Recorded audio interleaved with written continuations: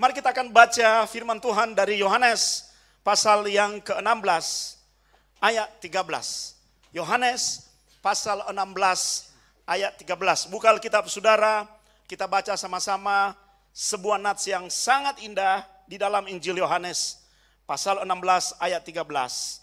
Tetapi apabila ia datang, yaitu roh kebenaran, ia akan memimpin kamu ke dalam seluruh kebenaran. Sebab ia tidak akan berkata-kata dari dirinya sendiri. Tetapi segala sesuatu yang didengarnya, itulah yang akan dikatakannya. Dan ia akan memberitakan kepadamu hal-hal yang akan datang. Haleluya. Saudara, dalam ayat ini kita sedang melihat bagaimana Roh Kudus itu bekerja untuk mengajar dan mendidik kita. Hari-hari ini kan adalah hari-hari di mana kita sedang berdoa dengan gencar, memperingati turunnya Roh Kudus selama 10 hari. Dan saya percaya bahwa hari ini juga Tuhan akan berbicara kepada kita dan menyatakan kuasa Roh-Nya di tengah-tengah kita. Haleluya. Yang sedang kita bicarakan di dalam nats ini adalah Roh Kudus itu sendiri sebagai sebuah pribadi. Bagaimana sebuah pengajaran yang berasal dari Roh Kudus itu boleh diperdengarkan kepada kita di dunia ini melalui siapa? Pribadi Roh Kudus. Maka kita akan melihat ada 3 hal yang sangat penting di dalam ayat ini.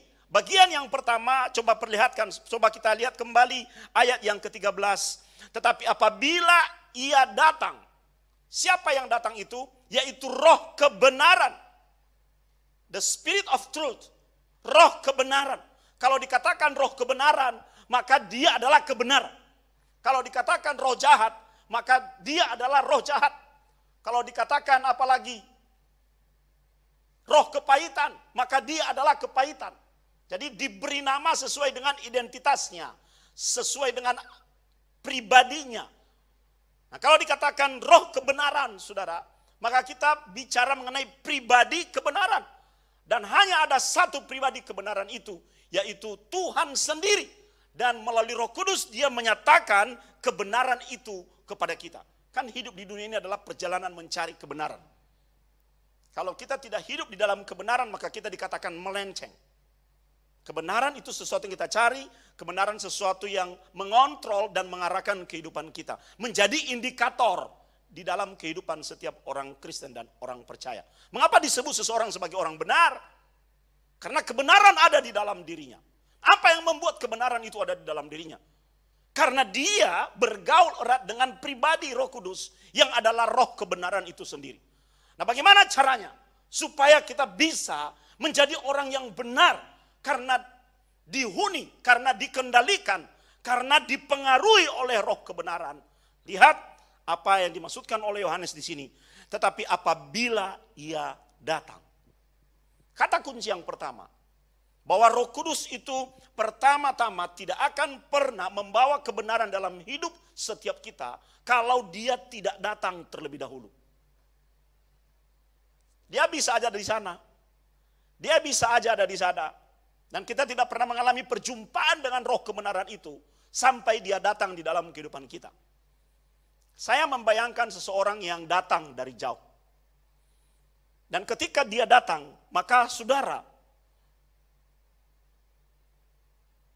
ketika dia masuk di dalam rumah kita, mengetuk pintu, apa yang membuat dia bisa datang di dalam kehidupan kita? Karena kita membutuhkan. Kita membutuhkan pribadi itu. Mengapa Roh Kudus bisa datang di dalam hidup kita? Sebagai roh kebenaran. Kalau orang tidak butuh, maka dia tidak datang. Dia datang kepada yang membutuhkan. Sederhana, saudara. Nah, hari-hari ini bertanya pada dirimu sendiri. Adakah satu kebutuhan di dalam dirimu mengenai roh kebenaran ini? Ketika Tuhan melihat dan menemukan bahwa di dalam dirimu ada satu kebutuhan, maka dia datang sebagai jawaban di dalam hidupmu. Haleluya. Ya. Dia datang sebagai jawaban. Dan jangan lupa bahwa kebutuhan itu akan menggerakkan kehidupan. Kalau kita membutuhkan Tuhan, maka tanpa kita sadari hidup kita, tangan kita, pikiran, hati kita, kaki kita akan berjalan mencari Tuhan. Apa yang menjadi tujuanmu, ke sana hidupmu akan melangkah. Ke sana hidupmu akan terarah. Jadi kalau kita membutuhkan roh Allah di dalam diri kita, maka tanpa kita sadari kehidupan kita akan bergerak ke sana. Dan ketika kehidupan kita bergerak ke sana, Tuhan itu tahu bahwa kita membutuhkannya. Dia tahu bahwa di dalam diri kita ada sebuah kebutuhan, ada passion, ada rasa lapar misalnya, ada rasa haus misalnya. Maka dia akan datang. Ya, menjamah orang-orang yang seperti itu. Jadi kapan dia datang? Saat Anda membutuhkannya. Butuhkanlah Tuhan terus-menerus dalam hidupmu. Maka Tuhan akan hadir terus-menerus di dalam hidupmu. Kalau Anda hanya butuh tergantung pada situasimu, maka Tuhan tidak akan pernah konsisten mendampingi hidup saudara. Mendekatlah, maka aku akan mendekat kepadamu. Jadi butuh respon terbaik kita. Apa yang membuat roh itu datang, saudara? Kita membutuhkannya. Apa yang membuat roh itu datang, saudara? Kita membuka pintu baginya. Sebab kalau dia datang dan menemukan pintu yang tertutup, rencana Tuhan tetap berjalan. Abuna pernah mengajar itu kan? Kalau dia menemukan bahwa di satu tempat pintu tertutup, rencana Tuhan tidak pernah batal, dia akan pindah ke pintu yang lain yang terbuka. Kita semua tahu kebenaran ini. Maka mari kita membuka diri kita. Seperti kalau Anda mengunci tanganmu, seperti apapun dari luar berusaha mempengaruhi saudara, kalau keinginanmu sendiri tidak menggerakkan tanganmu itu terbuka, tidak akan terjadi apa-apa. Tapi ketika Anda mau terbuka, maka apa yang dari luar itu bisa akan masuk, akan memberi dampak yang baik di dalam kehidupan kita. Haleluya. Yang membuka itu bukan dari luar. Pernah melihat lukisan Tuhan Yesus mengetuk pintu? Karena rumah orang Yahudi di masa itu tidak punya grendel dari luar. Punya grendelnya dari dalam. Penguncinya dari dalam. Jadi orang harus ketuk. Yang dari luar hanya bisa masuk ketika yang dari dalam membuka pintunya, membuka grendelnya, menggeser kayu penguncinya. Selama itu tidak dibuka dari dalam, yang dari luar tidak akan pernah masuk. Seperti itu sifat roh Allah. Karena Tuhan itu memberikan rohnya gratis, tanpa paksaan. Yang membuat kita bisa menerimanya adalah kesediaan kita. Maka bukalah pintu. Butuhkan dia. Bukalah pintu. Sambut dia. Apalagi yang membuat dia bisa datang di dalam kehidupan kita, saudara. Kita harus menjadi tempat yang nyaman bagi pribadi itu. Haleluya. Ada jenis-jenis binatang tertentu yang membutuhkan tempatnya harus bersih. Baru dia nyaman tinggal di sana. Kita juga seperti itu sebagai manusia. Tidak akan pernah nyaman berada di tempat yang kotor. Kita membersihkan tempat kita. Tempat tidur misalnya. Ketika kita mengetahui kurang rapi, maka kita akan merapikannya, membersihkannya. Supaya kita nyaman tidur di sana. Kalau tidak, kita tidak akan senang. Demikian dengan Roh Kudus. Saat dia menjadi sebuah pribadi yang datang, sebenarnya tujuannya bukan untuk singgah. Tujuannya untuk mencari tempat di dalam kehidupan kita, supaya dia mengambil alih seluruh totalitas kita. Itu yang disebut dengan dipenuhi, saudara. Dipenuhi itu bukan seperti air gelas yang kemudian diisi air jadi penuh. Bukan begitu pengertiannya.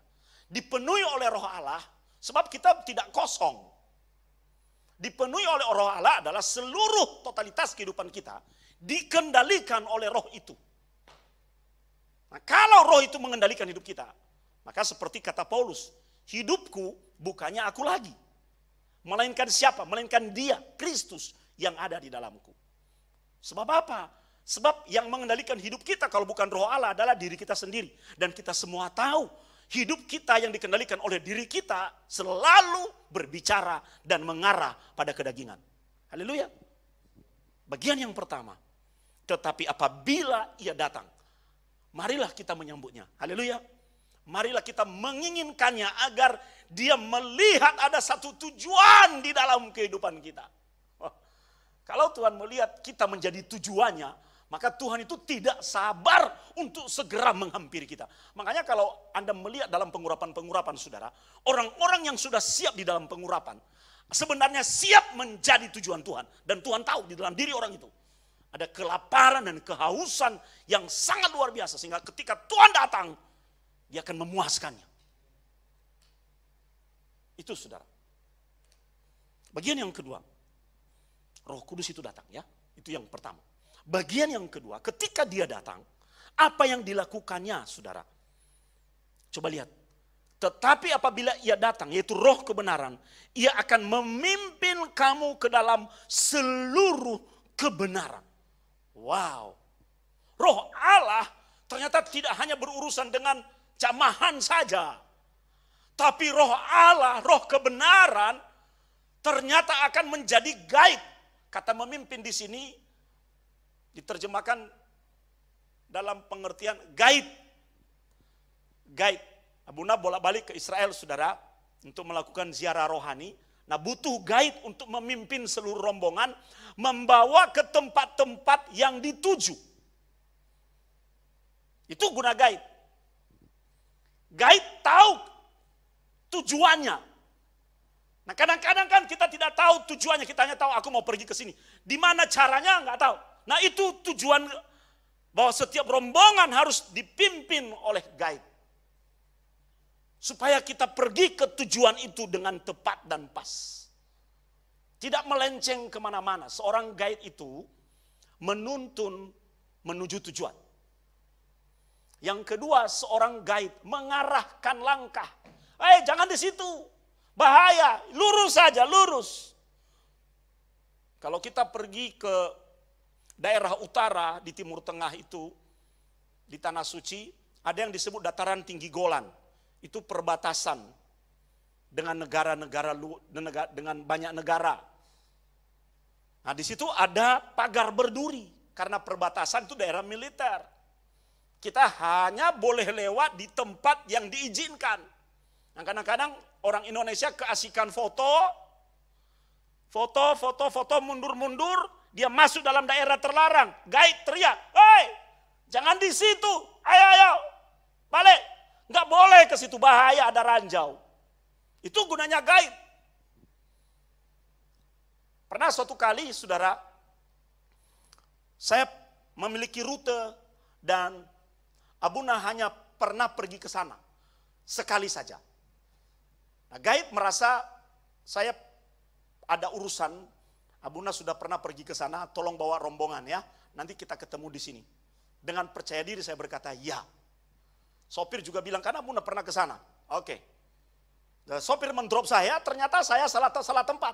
Saya lupa dan tidak tahu, sehingga seluruh rombongan mengikuti saya. Karena guide di mana posisinya? Ada di depan. Coba kalau guide itu ngerjain saudara misalnya, saya suka ngerjain kalau orang ikut saya saudara. Sebenarnya tempatnya udah itu, saya mutar dulu gini, saya giniin. Semua juga ikut. Kayak bebek jalan itu kan ada pemimpinnya. Semua ikut, kemudian tiba di tempat, loh kan tadi ini, iya. Loh kenapa pun harus mutar-mutar? Enggak apa-apa, biar gerak jalan. Nah kali ini saya salah. Bergeser beberapa tempat, beberapa meter saudara. Si sopir kasih telepon guide yang asli. Itu Abuna salah tempat. Nah, guide-nya kasih tahu saya, telepon saya. Abuna salah tempat, bukan di situ. Lurus lagi jalan. Oh iya. Nah, saya saja bisa salah untuk mengarahkan orang. Tapi Roh Kudus yang memimpin kita dalam seluruh kebenaran tidak pernah salah. Haleluya. Manusia bisa salah. Tapi Roh Kudus itu tidak pernah salah. Dia menjadi guide, menjadi petunjuk untuk memberitahu kita kebenaran. Anda tahu ya kalimat ini indah sekali. Roh kebenaran, ia akan memimpin kamu ke dalam seluruh kebenaran. Jadi ketika hidupmu melenceng, karena dia sudah ada di dalam dirimu. Hidupmu melenceng, dia memberitahu, hei, melenceng. Ini yang benar. Menginsyafi kita akan dosa. Memberikan kepada kita arahan yang baru. Bukan hanya arahan yang baru. Menuntun kita ke jalan yang benar. Haleluya. Coba buka Mazmur pasal 25 ayat 5. Bawalah aku, kata pemazmur. Apa saudara? Berjalan di dalam kebenaran-Mu. Kerinduan hati pemazmur ini juga menjadi kerinduan kita. Karena apa? Karena kebenaran kita sesungguhnya bertolak belakang dengan kebenaran Tuhan. Dan ujung dari kebenaran manusia itu adalah kebinasaan, kegagalan, kehancuran. Tapi ujung pada kebenaran Tuhan adalah kehidupan dan berkat buat kita. Maka pemazmur berkata, bawalah aku berjalan dalam kebenaran-Mu. Bawa aku. Jadi dia menyediakan diri. Bagaimana dengan kita? Kita juga harus belajar dari pemazmur. Menyediakan diri. Kalau Tuhan tuntun kita, jangan ngeyel. Tuhan itu bisa bicara di dalam roh kita. Kita tahu bahwa itu adalah suara Tuhan. Tapi kita ngeyel. Enak gini. Kalau mau dipimpin Tuhan, pasrah, ngikut. Bawalah aku berjalan dalam kebenaran. Ada kerelaan hati untuk mau dipimpin oleh Tuhan. Dan ajarlah aku. Sebab engkaulah Allah yang menyelamatkan aku. Wah, coba lihat saudara. Engkau ku nanti-nantikan sepanjang hari. Ketika kita dibawa oleh Tuhan di dalam seluruh kebenarannya, itu demi kepentingan kita sendiri. Tujuannya apa? Keselamatan kita. Dan ending yang paling menarik dari kalimat ini adalah engkau ku nanti-nantikan sepanjang hari. Jadi di dalam diri pemazmur saudara ada kerinduan. Ada kerinduan akan Tuhan. Ku nanti-nantikan. Seperti orang yang duduk menanti. Pernah ya waktu kita pacaran dulu ya. Kita menantikan pacar kita datang. Atau lagi pacaran zamannya sekarang kita menanti dia untuk memberi kabar kepada kita. Hati itu rasanya terfokus ke situ terus. Sebentar-sebentar buka HP. Ya kan? Kalau belum memberi kabar seharian rasanya itu enggak tenang. Nah, bayangkan situasi yang sama Anda bawa dalam hubunganmu dengan Tuhan. Itu akan sangat indah saudara. Satu lagi kita buka dalam Mazmur 43 ayat 3. Suruhlah terangmu dan kesetiaanmu datang. Supaya apa? Supaya aku dituntun, dibimbing, dipimpin, dibawa. Kata dituntun di situ seperti orang tua memegang tangan anaknya. Nilo, dituntun kemana? Ke gunungmu yang kudus dan ke tempat kediamanmu. Roh kebenaran ketika hadir di dalam diri saudara, dia tidak akan membawamu ke tempat yang tidak benar. Dia akan membawamu, memimpin, menjadi petunjuk bagimu untuk berada di tempat kediaman Tuhan. Daud itu menulis sebuah mazmur. Lebih baik satu hari di mana? Di pelataran Tuhan daripada 1000 hari di tempat lain. Itu yang disebut dengan perjumpaan dengan Tuhan. Dan kalau kita mengalami perjumpaan dengan Tuhan, hidup kita tidak akan pernah sama lagi. Haleluya. Karena yang ada di dalam diri kita, hasrat kita adalah Tuhan. Itu akan mengubah banyak hal. Cara kita menjalani hidup berubah. Cara kita berkomunikasi berubah. Cara kita bekerja berubah. Cara kita melayani berubah. Karena didasari bukan karena aturan dan paksaan. Didasari bukan karena rutinitas. Tapi didasari karena di dalam hati kita ada kerinduan yang memuncak yang ingin dipuaskan. Kalau Tuhan melihat hal itu di dalam diri kita, saudara, itu seperti sambaran dan terfokus hanya pada diri kita. Itu yang Tuhan cari. Seberapa banyak orang hari-hari ini kehilangan perasaan tersebut. Kehilangan dimensi itu di dalam dirinya. Mengapa sebenarnya orang malas ke gereja? Kenapa orang malas berdoa? Kenapa orang enggan untuk hal-hal rohani? Coba ya, kalau misalnya muncul pengumuman, mall dibuka. Wow, langsung serbu. Seperti terpuaskan. Mbok ya kita juga seperti itu. Tuhan hadir. Wah. Abun itu sampai sekarang itu rindu loh saudara. Bahwa ketika kita berangkat dari rumah datang beribadah misalnya. Atau ketika kita menunggu hari Minggu. Jam 5 sore. Gak sabar. Mengalami perjumpaan dengan Tuhan. Walaupun cuma kita nonton lewat televisi. Tapi ingat. Kuasa Tuhan tidak dibatasi oleh ruang dan waktu. Tidak dibatasi oleh alat. Kita nunggu, gak sabar, berjaga-jaga. Sebentar lagi jam 5, ibadah gereja. Kita udah siap. Kualitas seperti itu yang ingin Tuhan lihat. Karena hasilnya adalah kita dipimpin di dalam seluruh kebenaran. Kalau hidup kita dipimpin dalam seluruh kebenaran, saya percaya bahwa hidup kita ini adalah hidup yang penuh dengan hikmat. Amin. Ya. Bagian terakhir, saudara. Yang pertama tadi apa? Roh Kudus, roh kebenaran itu datang. Bagian yang kedua, Roh Kudus, roh kebenaran itu apa? Memimpin hidup kita. Sebagai pemimpin dia harus ada di depan. Dan Anda harus mengambil keputusan untuk mengikuti dia. Bukan dia di belakang mengikuti mau kita. Seberapa sering kita memaksa Tuhan. Tuhan aku mau begini. Oke, 1 kali, 2 kali. Tuhan meluluskan permintaan kita. Tapi kali yang ketiga Tuhan bisa teriak. Kapan keinginanku bisa kamu penuhi? Aku sudah memenuhi keinginanmu terus menerus. Yang ketiga. Saya akan baca dari awal lagi.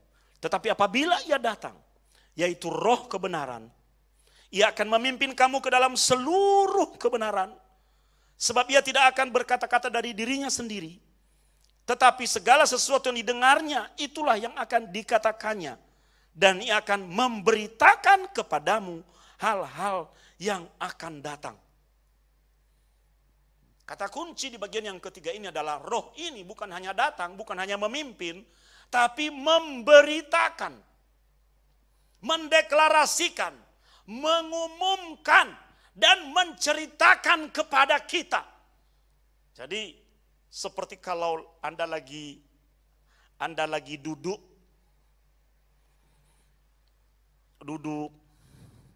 dan bercerita kepada anakmu. Anakmu jadi tenang mendengarnya dan dia menyimak dengan baik. Roh kebenaran itu ketika datang dan memimpin hidupmu, apa yang dikerjakannya, dia menceritakan sesuatu yang sangat penting buat kita. Dari kita tidak tahu, menjadi tahu. Dari sesuatu yang rahasia, yang tertutup, disingkapkan kepada kita. Karena di sini dipakai indikator hal-hal yang akan datang.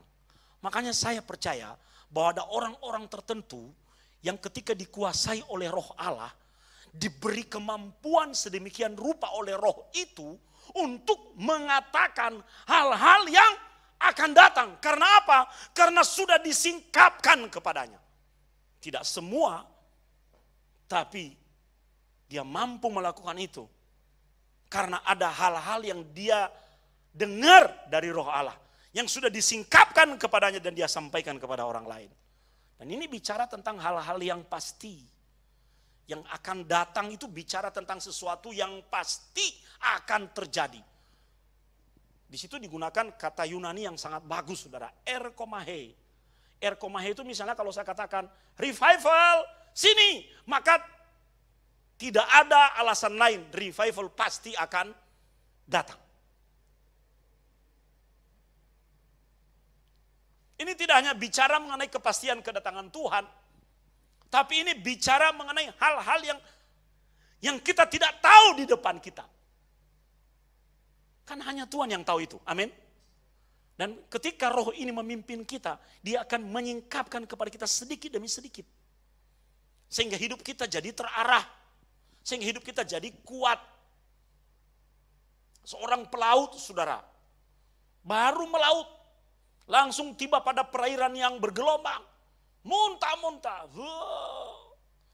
Kaptennya membawa dia naik ke atas. Kebetulan mereka sudah dekat pantai. Masih di tengah laut tapi pantai sudah terlihat. Kapten berkata, kamu berdiri di anjungan ini, di tempat yang paling tinggi. Dan lihat, kita akan pergi ke sana. Memang sekarang kita begini, tapi jangan rasakan ini. Lihat tujuan kita. Kita akan pergi ke sana. Haleluya. Makanya Mazmur bilang tadi bahwa aku ke gunungmu. Karena kalau kita berada di gunung, horizon kita menjadi lebih luas. Kita tahu lebih jauh, kita tahu lebih lebar, kita tahu lebih banyak.